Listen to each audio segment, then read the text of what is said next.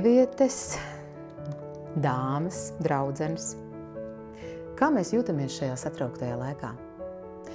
Vai mums ir laiks parūpēties par sevi, paēst, izgulēties, vai arī mēs tikai skrienam un rūpējamies par citiem?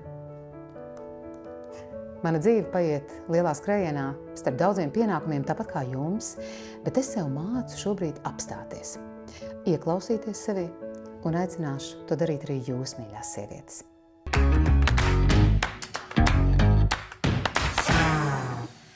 Šodien raidījumā Rita Lasmane, sieviete, dāma, eksperte un arī rakstniece. Palūkosimies uz intimitātes jautājumu citās krāsās. Ir dzirdēta tāda mīte, ka pēc strīda ļoti kaislīgs seks. Es nezinu, kā tas ir. Es pat neesmu piedzīvojis. Sieviete un veļu laiks.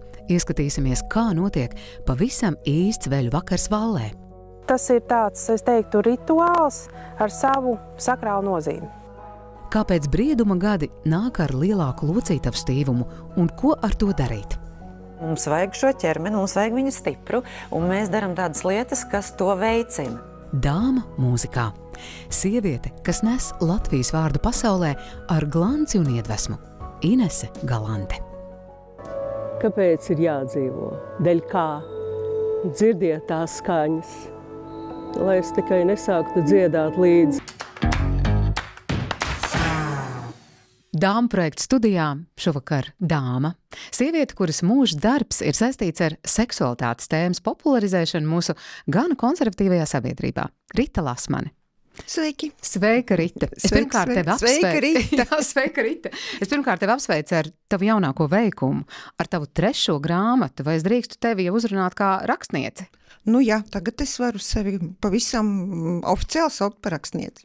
Tad šobrīd tavi darbi ir saistīti ar rakstīšanu, ar tādu radošu izpausmi. Ne tikai rakstīšanu, bet arī ar mazbērnu audzināšanu. Nē, teiksim tā, būt kopā ar mazbērniem.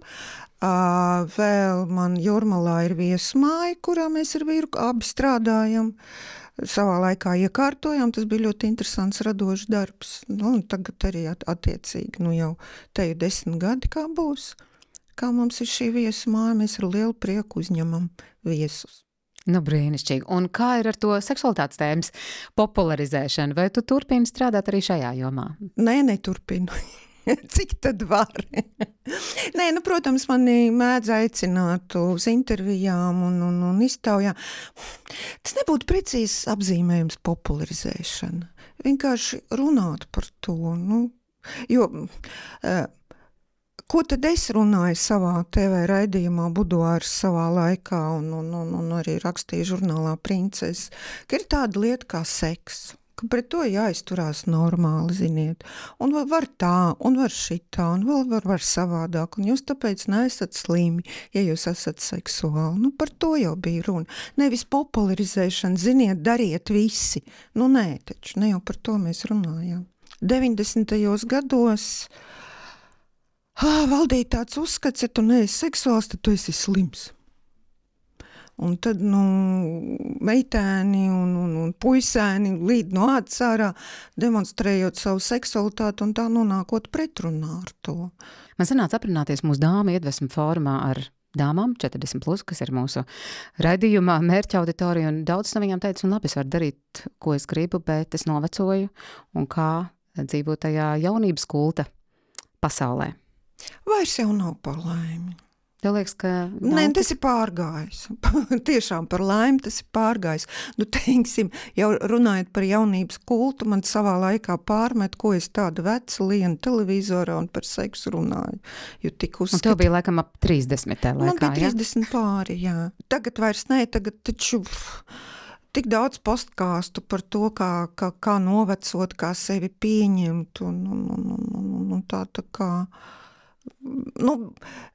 cilvēku, tad attīstītajā pasaulē, ja? Bērni dzimst mazāk, jauni cilvēki ir mazāk, kaut kur jau tie ir resursi jādabon, un tad, pie kam arī, mēs novecojam vēlāk. Dāmas 40+ vecumā ir, kur šķīruši savu laulību, vai vēl varbūt nemaz nav satikuši savas dzīves lielo mīlestību, un tad ir meklējumos, un drusku varbūt aplausties pārni iepriekš. Kas ir tavi tādi iedrošinājumi vārdi šīm sievietēm? iespējams sameklēt manu grāmatiņu, kā atrast vīrieti, kas pēc iespējas mazāk kaitinātu. Tieši tāds nosaukums. Tieši tāds nosaukums. Nav bieza, starp citu, tā grāmatiņa. Viņu var... Tu vari ieskicēt, par ko tur ir? Nu, es pamatā stāstu, kā veidojās tie tēli mūsu smadzenēs, kā mēs tā kā... kādu veicam izvēli, kāpēc, pamatoju, kāpēc, ja mēs līdz tam aizdomājamies, tad mums tā kā ir skaidrāka bilde, ko mums vajag. Jo patiesībā mums jau jāzina, ko mēs gribam, ko mums vajag. Un atkal, tas vairs nav puķītis vecums, kad es sēžu, kas pirmais atnāks, tam piederēšu. Jā, tas nav tas princips, jā. Tev pašai jāzina. Pie kam, ja tu pati zini, tad tu arī ieraugi to cilvēku. Bet ja tu nezini, ko tev vajag, tad tu saki, nē, nav. Vispār vīrieši nav uz pasaules. Bet ir vīrieši, un tāpat arī brīvi, un tādi, kas jau ir aplauzušies iepriekšējās attiecībās. Nepieņem steidzīgu lēmumu 1, 2, 3. Tātad, ja tev ir bijusi viena neveiksmīga randiņa pieredze, tad nenorakstīt uzreiz visu. Neviena, bet, teiksim, 3. 3. Arī 3, labi. Neveiksmīgi, bet nepieņemt lēmumu, kad, tad jau priekš manis nav vīriešu uz pasaules. Kur satiekas cilvēki tādā viduspārējā? Tagad ir Tinders un ko, jā, kur tā kā... Bet tas savukārt neļauj apostīt to cilvēku. Tiešām... Vārda tiešākajā nozīmē. Vārda vistiešākajā Kāpēc tas ir svarīgi? Tie ir feromoni. Ja mēs redzam pāri, kur viens ir smuks, bet otrs varētu vēlēties kaut ko labāk izpildījumu, ja, bet viņi ir kopā. Un tas nozīmē, ka viņiem patīk vienam otru ķermeņa aromāts. Un no tā ļoti daudz kas izriet, starp citu. Bet savukārt interesanti ir tas, ka tas ķermeņa aromāts, viņš tā kā nemainās, bet ja rodās aizvainojumi, ja tas otrs neuzvadās tā, kā man patīk, un es viņu apvainojos, tad var sākt likties, ka viņš vai viņa smird. Tāds tās mūsu Tātad tas dzīves biedrs, vai ne, pēc tā strīda, tev ir pilnīgi tāda atgrūdoša sajūta? Jā, pirmkārt es neņemu pretī, bet ir dzirdēta tāda mīta, ka pēc strīda ļoti kaislīgs seks. Es nezinu, kā tas ir. Es pat neesmu piedzīvojusi. Par stereotipiem runājot, kas ir tie biežākie, ar kuriem tu esi saskārusies savā praksē? Pirmkārt, ka vīrietim vienmēr vajag, un ka sievietei tā kā jāļaujās, pat ja viņa negrib. Pareizāk sakot, ko nozīmē negrib? Vīrietis nepareizi piedāvā, tā kā sniedz piedāvājumu, ja? Un tūlīt un ātri, un reku porno filmās, reku krīt gar zemi, kājas gaisā, un viss notiek tu tā. Nevari? Tu negribi, tu mani nemīli, un aiziet uz to emocionālo. Un bieži vien tad arī sievietes tā kā cenšās, manipulēt ar to atkal. Manipulēt? Kā vissāpīgāk, viņš man ir aizskāris, noliedzot manu sievišķību, ka tu negribi, nevari, nemīli. Tad es tev atriepšos, un tas jau tādā bezapziņas līmenī notiek šīs spēles. Tad es tev vispār nedošu. Bet ir arī otrādi, starp citu, ir arī tādi gadījumi, kad sieviete tā kā, kur ir? Dod šurp, un atkal ne no tās puses piebrauc, un atkal. Es negribu teikt, ka tikai seksuālais ir pamatā konfliktiem. Bieži vien tās nesaskaņas seksā izriet no emocionālām lietām. Mēs jūtamies nedroši? Mēs visi jūtamies nedroši, un mēs vienmēr jūtamies nedroši. Man pat grūti pateikt, kur ir tā drošība, visdrošākā osta, kurā mēs iepeldam. Varbūt vecumdienās, tad, kad mēs esam visu realizējušies, kad mēs par sevi jūtamies pārliecināti, un tad nevienmēr.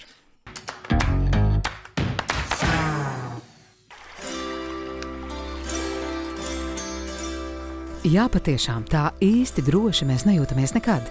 Kur mums, sievietēm, meklēt drošības un patvērumu sajūtu?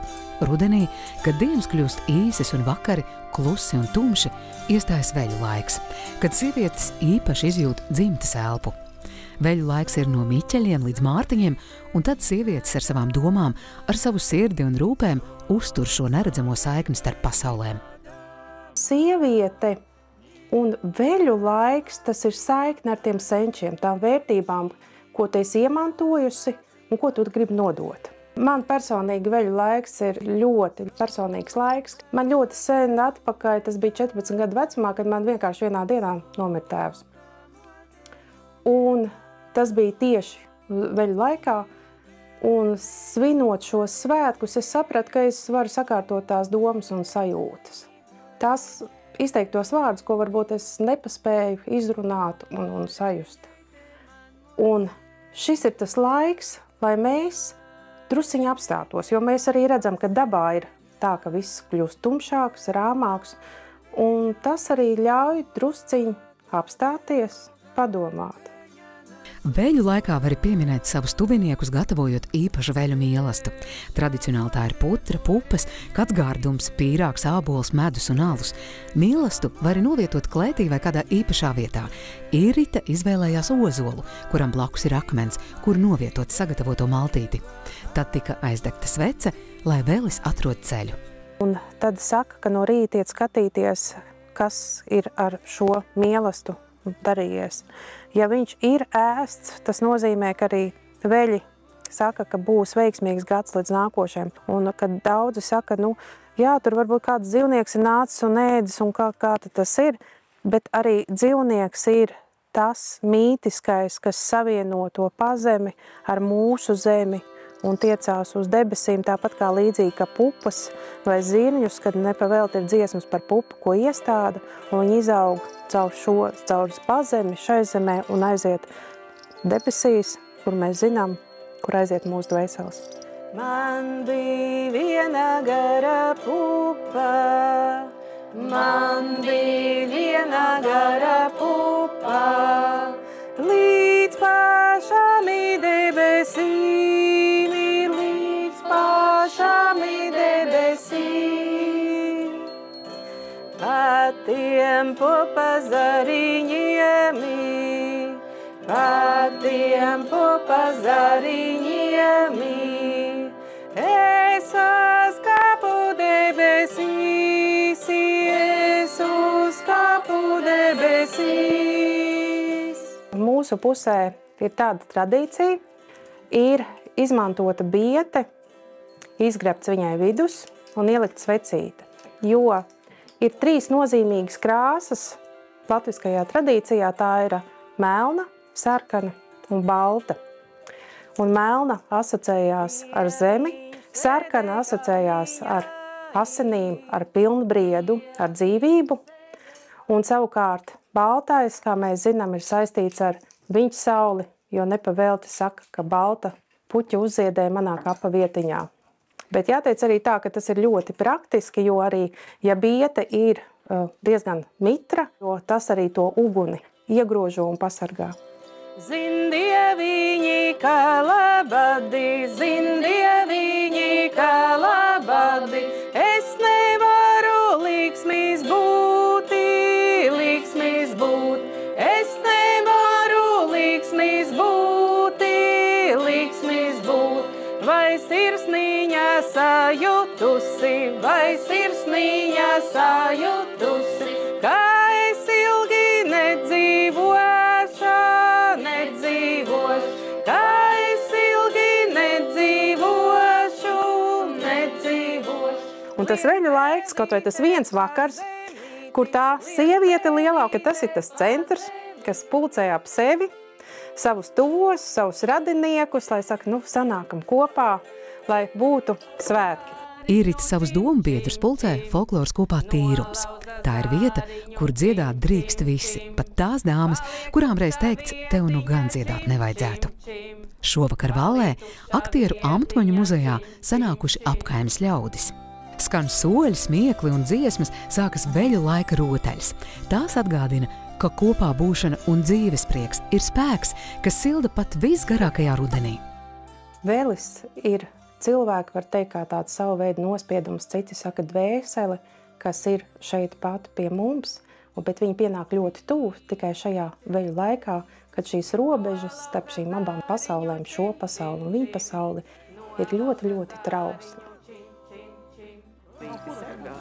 Veļu vakara noslēgumā visa saime klusumā dodas ārā, rokās svecītes, groziņos mielasts, gaismā iemirdas rudens lapas un sveču liesmas kā mazi zvaigžņu punkti iezīmē ceļu uz vietu, kur gaida senči. Katrā tautā ir šī vēlme godāt senčus, jo pateicoties viņiem mēs arī esam. Mūsu senči, pat ja viņi ir tur no tās mākoņu maliņas, viņi rūpējās par mums un gādā. Lai mēs varam atkal kaut kādu laika nogrieznīti dzīvot kopā. Un sievietei, manuprāt, jau ir ielikt šūpulī gādāt par sev tuvākajiem cilvēkiem, rūpēties par viņiem un arī domāt un gādāt par tiem, kas ir bijuši pirms mums.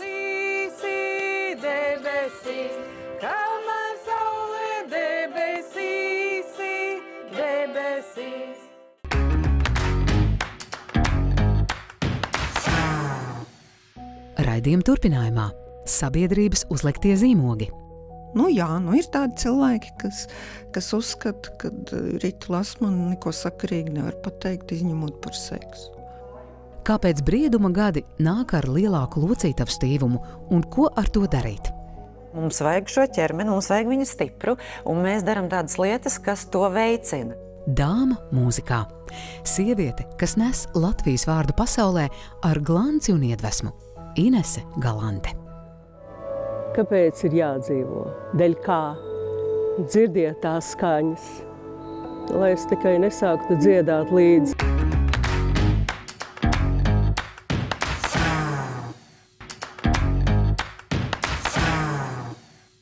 Rita, tu dzīvo ne tikai priekpilnu dzīvi, bet arī ļoti radošu dzīvi. 3. grāmata nu pat iznākusi. Kā tā rakstīšana un grāmatu izdošana ienāca tavā dzīvē?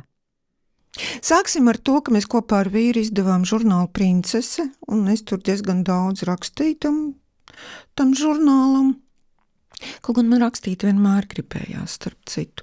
Es 9 gadu vecumā uzrakstīju pirmo tādu dabas apceri un aizsūtīju žurnālu Zīlīti. Es gan nesaņēmu nekādu atbildi par šo, bet man tā kā vienmēr ir gribējies rakstīt. Man ir gan ir paticis lasīt, gan arī atzīšos, lai nevajadzētu iet uz skolu un varētu lasīt, es saberu termometru. Tad man bija temperatūra, tad jāpaliec mājās, un tad es varēju lasīt visu, ko es gribēju lasīt. Tā man vispilgtāk atmiņā ir Kara un miera lasīšana, tur kaut kur 11 gadu vecumā. Protams, es tur kara ainas un filozofiskās nelasīju, bet Natašas un Andreja Mīles stāsts man ļoti aizrāva, tāpēc vien bija vērts saberst termometru. Tātad rakstīšana Princesei un pēc tam rakstīšana? Es visu laiku paralēli rakstīju. Es arī, tad, kad visi mēģināja atdarināt seksu un lielpilsētu, es portālam Apollo rakstīju. Arī tur tādā garā. Kerijs Bretšovs stilā pārdomas? Ne tikai pārdomas, bet arī tur piedzīvojumi. Un tā es gan zem pseidonīmu rakstīju.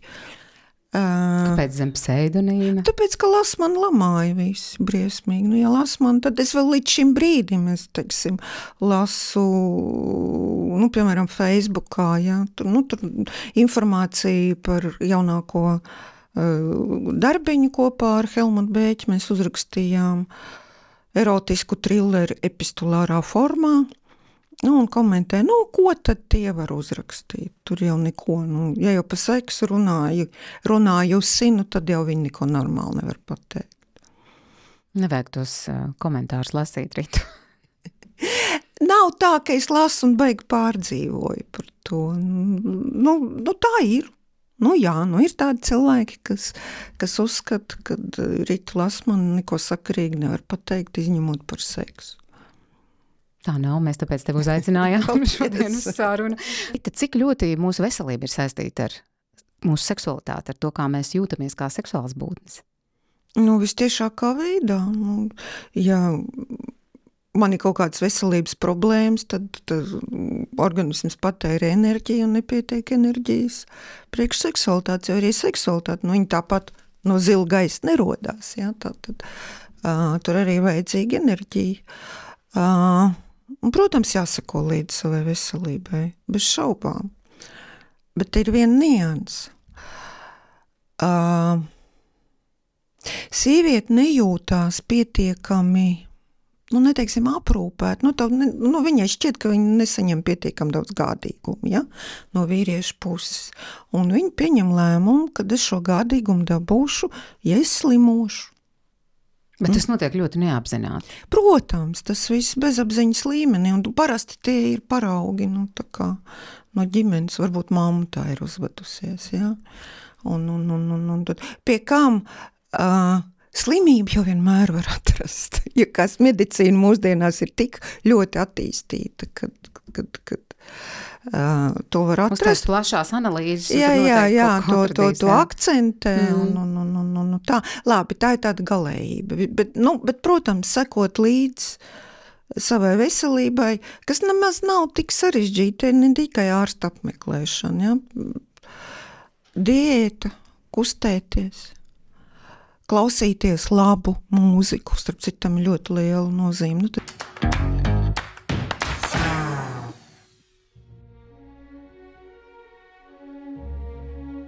Klausīties labu mūziku ir patiešām bauda.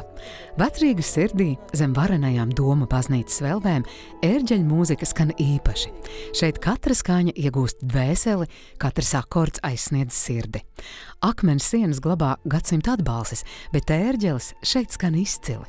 Un, kad Domā ienāk Inese Galante, laiks uz mirkli apstājas.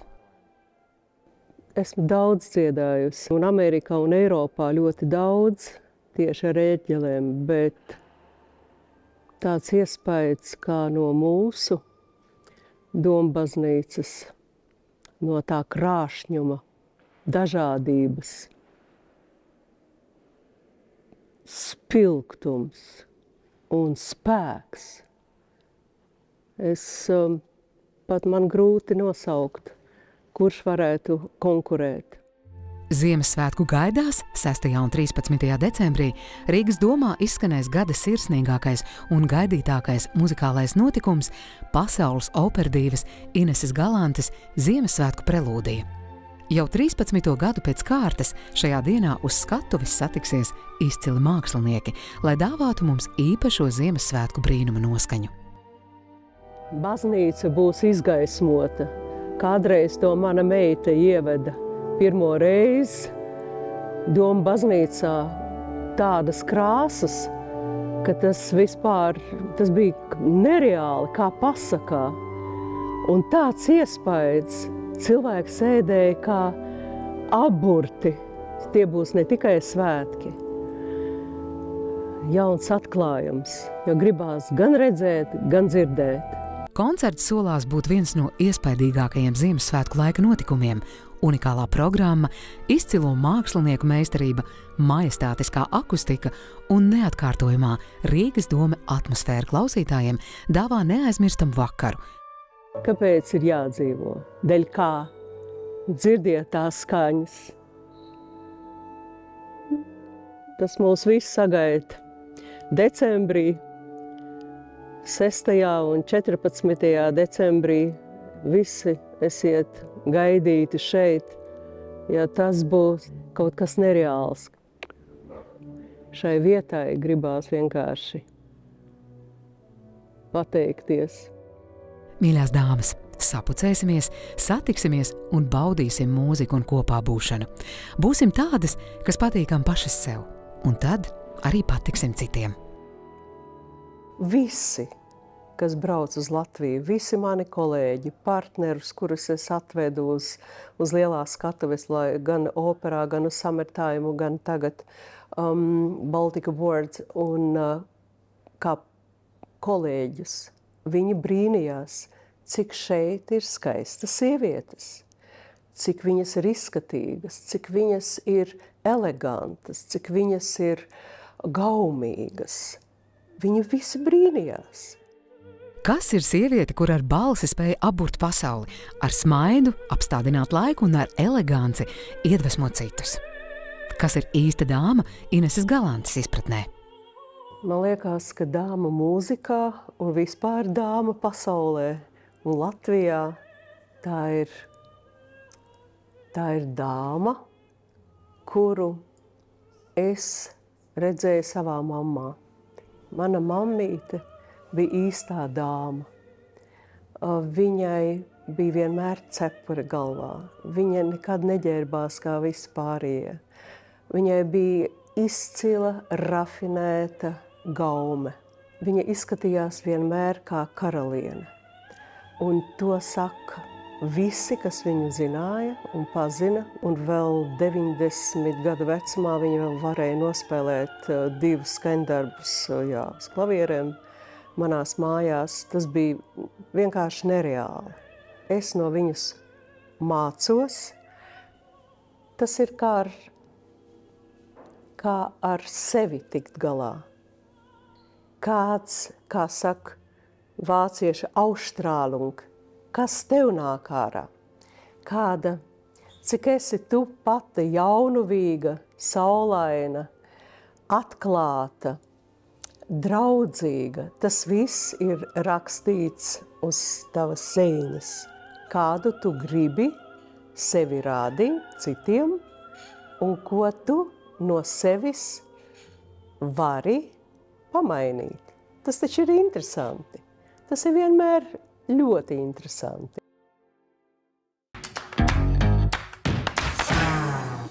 Seksualitāte mainās. Teiksim, ja mēs skatāmies 30, 40, 50 gados, kurš ir tas straujākais brīdis, kad tu saproti, ka tā kā bija vairs nebūs, vai arī ir labi, ka tā kā bija vairs nebūs? Vispār sievietēm seksualitāte kaut kur pēc 40 tikai kāpj uz augšu. Un kā bija, tās bija daudz kļūdu, daudz maldu un tā tālāk. Ja? Kad jau ir 40, tad jau tā kā sievietēm pāri 40, ja mūsdienās jau tā kā nobīdījušies te laiki. Sieviete jau zina, ko viņa grib un kā viņa grib. Un viņa arī saprot, ka viņai nav jābūt tai puķītei, kas sēž pļavas vidū un gaida, kad viņa noplūks. Viņa jau māk rīkoties, viņa jau māk pavest. Tieši, un uz to pusi, tā kā paņemt aiz rociņas un pavest, ja? Tieši uz to pusi, uz kur viņai vajag. Bet ja sieviete iesprūst tai puķītes periodā, tad viņa ir neapmierināta ar savu seksuālo dzīvi. Tad viņa brīnās, kāpēc nav tā kā bija. Kas ir tās pazīmes, kad tu esi iesprūdis tajā puķītes periodā? Kad gaidā no vīrieša to, ka viņš uzminēs visu, ko es domāju un ko es gribu. Tā nav, jo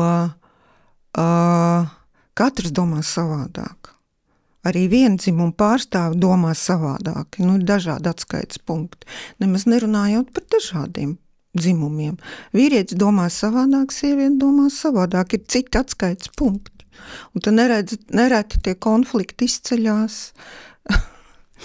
Tāpēc, kad mēs runājam par vienu un to pašu, bet niansēs ir atšķirība. Man, teiksim, tāds mīļš piemērs. Mēs ar vīru tagad veidojam interjeru savos apartamentos, un es saku, krāsosim vienu sienu pelēkā krāsā. Tā ir moderna krāsa un tā.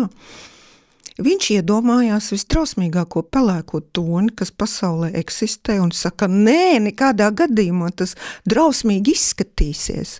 Es, protams, nolēmu, ka viņš noliedz manu gaumi, manu krāsu izjūtu, ja, un, protams, es mēģinu viņam kaut ko aizskarošu šai sakarā pateikt. Tu nekad nemūžam nepiekrīt tam, ko es saku. Tā mēs kādu brīdi paķīvējamies, un tad es saprotu, ka tur kaut kas nav kārtībā. Mēs runājam par vienu, bet tai pašā laikā tā kā viens otram pierādām. Ja? Tad es sameklēju krāsu katalogā to pelēko toni, ko es gribēju. Viņam parādīju, viņš teica, tā ir cita lieta.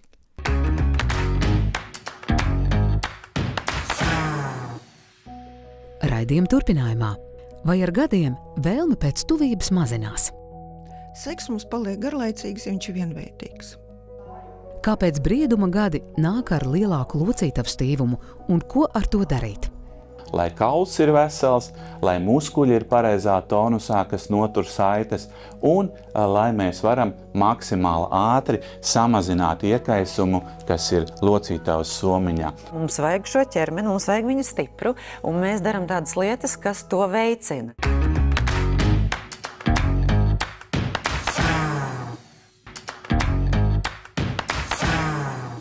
Tad tā seksualitāte pēc 40 aug un mēs plaukstam, un, piemēram, mums līdzās ir partneris, ar kur mēs esam varbūt tos pašus 20 gadus kopā, un tur ir rutīna, un kas notiek ar vīrieti tajā vecumā, tur arī ir kaut kādas pārmaiņas. Kā tik tam pāri? Pirmkārt, vīrieti arī var pavilkt uz augšu. Ir vēl viena būtiska lieta. Seks mums paliek garlaicīgs, ja viņš ir vienveidīgs. Ja mēs viens otram mākam sagādāt pārsteigumus, un kas ir ļoti svarīgi, mākam pieņemt šos pārsteigumus. Jo, teiksim, ir tāda frāze dzirdēta no vīriešu puses, kad sieviete tur kaut ko grib pamainīt, viņš viņai saka, tu tāda neesi. Tā kā viņš ir iekonservējies, viņš ir spējīgs pieņemt tikai vienu tēlu, bet aiz sievietei jau tur tā fantāzija, tā kā burbuļo, ja, un es tagad gribētu. Viņa tā kā no tā vīrieša grib saņemt kaut ko vairāk, un es tā kā gribētu.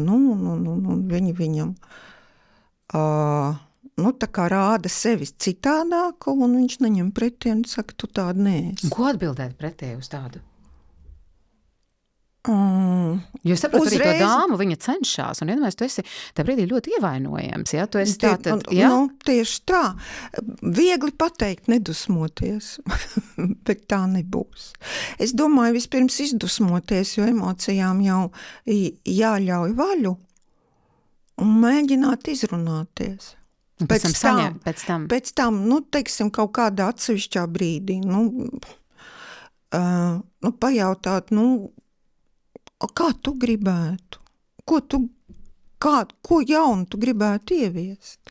Jo, runājot no bioķīmijas viedokļa, viens no hormoniem, kas seksā piedalās, tas ir adrenalīns. Un adrenalīns, kad mums rodās, kad mēs saduramies ar jaunām, neatpazīstamām situācijām. Kam to adrenalīnu vajag, lai pātrinātu asinsritu, jo pamatam visā ir asinsrita. Bet tas scenārijs, ko tu stāstīji, tur ir adrenalīns, tur ir kaut kas jauns, un tā sieviete parādās tev acu priekšā tādā jaunā amplua, vai ne? Jā, bet, teiksim, atkarīgs jau no vīrieša psihotipa. Ir tādi, kas nobīstās no jauna. Un kāpēc tam tai dāmai saņemties? Mēģināt vēlreiz? Jā, tas ir liels un pamatīgs jautājums. Ir labi, ja var izrunāties. Bet ne visi var izrunāties, un tas atkal nāk no ģimenes. Teiksim, ja vecāki nav rādījuši tādu piemēru par izrunāšanos savā starpā. Nevis izrunāšanos, bet savā starpā izrunāšanos. Ja? Teiksim, mēs runājam par savām lietām. Tur bērns nāk un saka, piedod, mīļais, mēs te mierīgi gribam parunāties, ja? Un pēc tam mēs tev pievērsīsim uzmanību. Piemēram, jāsaka gan, kad ir tik daudz tie bet, bērns, darbs, pienākums, pulciņi bērnam, skola un tā tālāk. Kurā brīdī, lai apsēžās un izrunājās? Un nerad mēs aiz tā viss slēpjamies, aiz tiem bērniem, aiz tiem pulciņiem, aiz tiem Jā, un starp citu izrunāšanās prasa ļoti daudz enerģijas. Un tāpēc mēs arī ierastais ir daudz vieglāks. Jo, kā saka, neironu ceļi, kas apstrādā informāciju, ja, tie iebrauktie neironu ceļi, un par tiem ir vieglāk pārvietoties. Tā mūsu evolūcija ir izveidojusi, ja, ka mēs labāk izvēlamies ierasto no neierastā. Jā, jo cik tev tā taciņā iestaigā patiesībā no jauna. Un tad, tas prasa enerģiju, tas prasa jaunu enerģiju. Smadzenēm jāpatēra enerģija, lai izveidot jaunu neironu diedziņu. Un arī prasmes, es domāju, kaut kādas, vai ne? Ar jebko, tāpat, bet atkal, ja mēs kaut ko mācamies, ja mēs kaut ko jaunu sākam darīt, arī tas ir adrenalīns. Patiesībā adrenalīns jau ir tas, kas mūs dzen uz priekšu. Bet tad ir lietas, kas nāk vienkārši ar laiku, kaut kāda perimenopauze, menopauze. Mainās mūsu ķermenis, mainās hormoni. Tas arī ietekmē. Tas ir ļoti svarīgi arī no otras puses, jā. Es tam visam esmu gājusi cauri. Man bija diezgan pasmaga menopauze, un paldies manam vīram, kas pacieta manu šausmīgu uzvedību. Man tagad ir kauns, kā es uzvedos tajā laikā. Un tas nereti ir nekontrolējami. Un arī otrādi, jā, teiksim, arī vīriešiem ir menopauze. Un viņi arī var sākt stulbi uzvesties, un tad uzreiz neapvainoties. Bet pēc kāda laika parunāt par to. Tā kā jā, veselība ir. Un cik ļoti daudz ir mūsu rokās arī tā veselības jautājumos. Bet, protams, mūsu rokās, jā. Protams, ka par sevi jārūpējās. Teiksim, mana devīze ir, lai man patīk pašai uz sevi spogulī skatīties. Man gan nepatīk šī frāze ļoti. Pieņemiet sevi tāds, kāds jūs esat. Bet, man nepatīk mans vēders. Es viņu nepieņemu. Tāpēc es tad arī... jautājums, tu dari kaut ko lietas labā. Un tad es daru, lai viņu nevis nikni stāv pie spoguļu un lūru uz vētaru un saku, kad es tevi ciest nevaru, kā tu man tracini. Ja kurai tad no mums nav bijis tā sajūta, ka tu skaties spogulī un nepatīk tas vēders, bet ļoti daudz dažādu variantu, ko lietas labā darīt. Ko tu saki par tādiem kardināliem lēmumiem? Pirmkārt, tas vēdera jautājums, jā. Mēs visi gribam būt jaunas, un lai mums tie puncīši ir plakani kā jaunībā, vai ne? Katrai arī savu iedzimtību. Ja, citai tur daba vairāk piešķīrusi, citai mazāk. Ja. Viens variants, vai es pieņemu sevi, vai es nepieņemu, bet es kaut ko gribu ar to vēderu darīt, tad kas? Diētas, fiziskas nodarbības, speciāli vingrinājumi un tā tālāk. Ja runājam par aktīvu iejaukšanās ar skalpeli un tauku nosūkšanas palīdzību, bet tas arī prasa ļoti daudz spēku un enerģijas. Ja ar to vēderu nav jāpelna miljoni, tad varbūt var iztikt bez operācijas. Mierā to.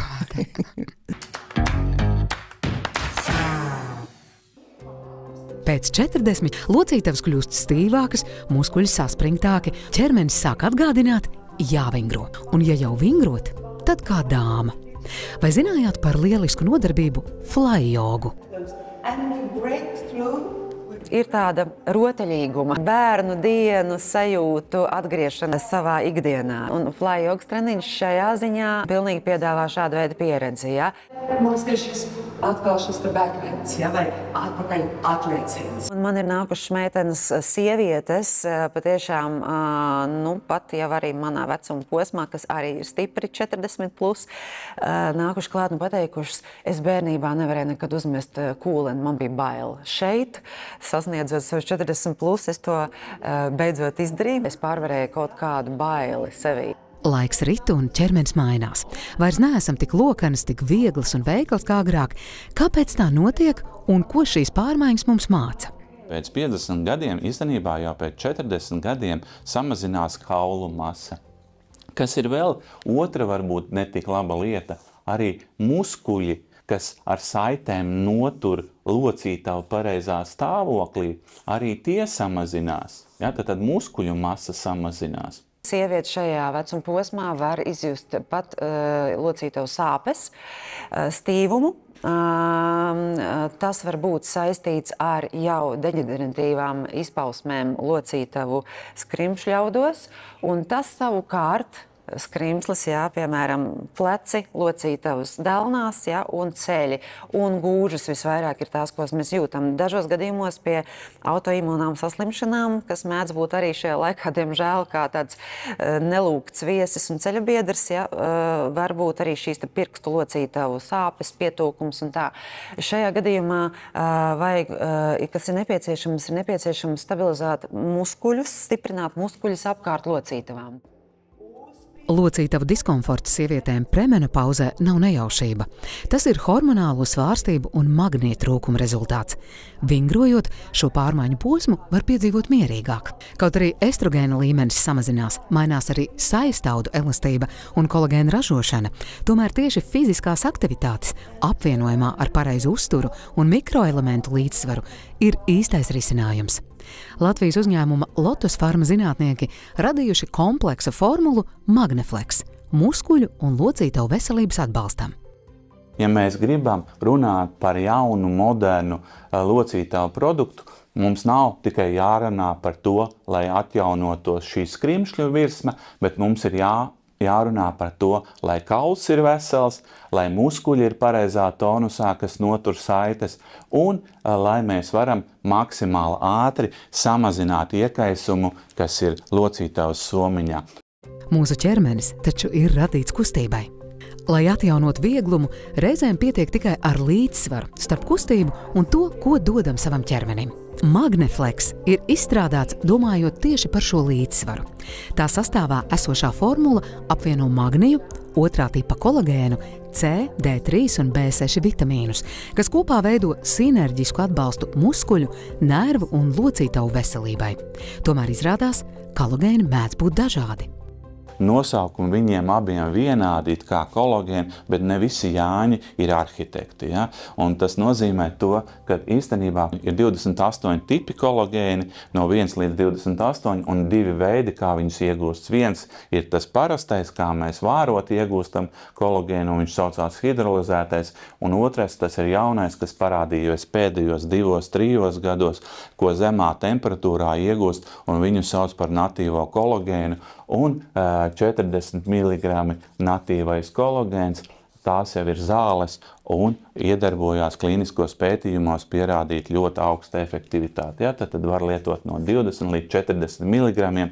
Šeit tam parastam kolagēnam, ja, parastais kolagēns, jālieto 10 grami, ja, dienā vismaz. Ja, tas ir cilvēkam, kam 70 kg. Ja? Un šis parastais kolagēns darbojās kā barības viela, ja? Un šis natīvais jaunais otrā tipa kolagēns darbojās kā pretiekaisuma līdzeklis. Ja? It kā nosaukumi vienādi, bet devas pilnīgi atšķirīgas, ja? 20-40 mg, 10 g. Tā nav maģija, tā ir zinātne, kas saprot sievietes ķermeņa ritmu. Jo, kad ķermenis jūtas labi, arī dvēsele atgūst kustības brīvību. Un vienmēr jau pastāv iespēja izmēģināt kaut ko jaunu, kā lidojošā fly joga, kur ne tikai izkustinām savas locītavas, bet arī mīļi atpūšamies, kā mammas šūpulī. Faktiski mums jādod sev ir stimuls un apziņai tāda informācija, ka mēs neesam gatavi mest šo visu lietu, kas ir dzīve, pie malas. Mēs esam gatavi turpināt strādāt, priecāties, mums vajag šo ķermeni, mums vajag viņu stipru, un mēs darām tādas lietas, kas to veicina. Un pēc treniņa, protams, mums ir lieliska apetīte. Lai ēdiens kļūtu par dabisku sabiedroto locītavu veselībai, mums dāmām ikdienas uzturā vēlams iekļaut produktus, kas bagāti ar omega-3 augstskābēm, C vitamīnu, kolagēna avotiem un magniju. Varbūt šoreiz iesim beķerējai garām un pagatavosim sev tādas vakariņas, par kurām mūsu ķermenis teiks paldies!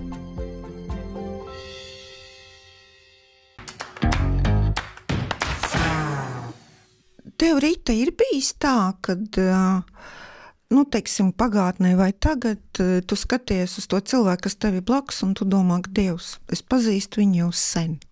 Jā, tā ir. Un tā senā atpazīšana ir no tā, ka tas ir tas tēvs, kas tev bija vajadzīgs. Ko tu atradi? Vispirms tu radīji sevī. Un tad tu viņu ieraudzīji, un tu ar katru reizi, kad tu atpazini, ja, tu nopriecājies, ja, un tā kā cits, tad ir dopamīns izdalās, ja, un ikreiz tā nopriecāšanās, tā dod ārkārtīgi daudz, un ja mēs ilgi jau esam kopā, tad tam ir baigi lielā nozīme, ka mēs mākam nopriecāties. Bet tas taču tas, kas man vajadzīgs. Man patīk, un tas ir ne tikai kā viņš demonstrē savu gādīgumu, jo vispār mums sievietēm ļoti svarīgi, lai vīrietis mums demonstrē savu gādīgumu, jebkādā veidā. sākot ar kažokiem un briljantiem un mašīnām un beidzot vienkārši. Es tev čibiņus sasildīšu. Kaut vai, ja es rēķinos ar to, ka tu esi nogurus, atnākus no darba, es no tevs vakariņas nepieprasu, bet es pats esmu, piemēram, sagatavojis. Mans vīrs negatavo, tāpēc es piemēšu vienmēr. Kaut gan man tiešām vīrs ir tāds, par ko es ikreiz nopriecājos, cik. Un pie kam to es esmu no viņiem mācījusies, jo viņš man ļoti daudz labos vārdus saka. Un lai mēs arī esam šausmīgi ilgi kopā. Kā mēs atgriežamies pie komunikācijas, pie sarunas mēs atgriežamies. Protams. Jāvar. Sāks ar sarunu. Jāvar sarunā, jāmāk sarunāties. Un prasme uzturēt sarunu arī tam ir baigā nozīme. Tu rīt minēji to milzīgo zīmogu, kas pār tavam vārdam ir saistīts ar seksualitātes tēmu, bet kā ir pēc tam tādā dāmas vecumā, ko darīt ar tiem zīmogiem? Viņi laika gaitā ir sakrājušies tur daudz, vairāk. Kaut kā mēģināt tos dzēst nost vai vienkārši veidot absolūti jaunu identitāti. Izdzēst jau tas nav iespējams, es domāju, jaunu identitāti. Es domāju, uz tā pamata, kas ir gluži vienkārši un kāda arī īstas lēdīs, ja viņām kaut kas nepatīk. Viņas nesaka neko un smaida. Es tā kā cenšos tā izturēties. Jā, man ir tas zīmogs. Jā, viņš ir, bet izejot no tā, teiksim, man otrā grāmatiņa Es un aģents Kūpers. Starp citu, tā ir par dāmu. Šis stāsts, jā. Par sievieti, tur gan ir 50, mana varona ir domāta 50, kur ir viena, kur ir meklējumos un kā viņa tur iet un meklē un pāra, un kā nezaudē pašcieņu. Un arī tad, kad viņa viļās savā sapņu tēlā, arī tad viņa nezaudē pašcieņu. Un tas ir pats galvenais, nezaudēt pašcieņu. Skaidrs, tad tev otrā grāmata ir par dāmu. Jā, kas ir tā dāmas definīcija tev pašai? Dāmas, es teikšu lēdīs definīcija, jā, nezaudēt seju, nekrist panikā un histērijā, neatkarīgi no tā, kā es izskatos un ko es esmu pateikusi, vienmēr būt mierīgai. Jā, šis ir tieši tas, pie kā man vēl jāstrādā, un kas man vēl jāpamācās. Rita, tu teici, tev šobrīd ir 67 gadi. Jā. Un ja tu atceries to sevi 40 gadu vecumā, un tev būtu iespēja uzrakstīt vēstuli tai Ritai, 40-gadīgajai, kura piedzīvo savu pirmo tādu vecuma krīzi, kas ir tas, ko tu rakstītu? Nepārdzīvo, tu paliksi smuka. Tā īsi?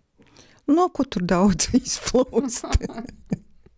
Ko tu novēlētu visām mūsu dāmu projekta skatītājām, kurš šobrīd varbūt ir tā viduspārējā un taustās pēc savas tās, varbūt jaunās identitātes, varbūt nevar saprast, ko ar tiem saviem zīmogiem darīt?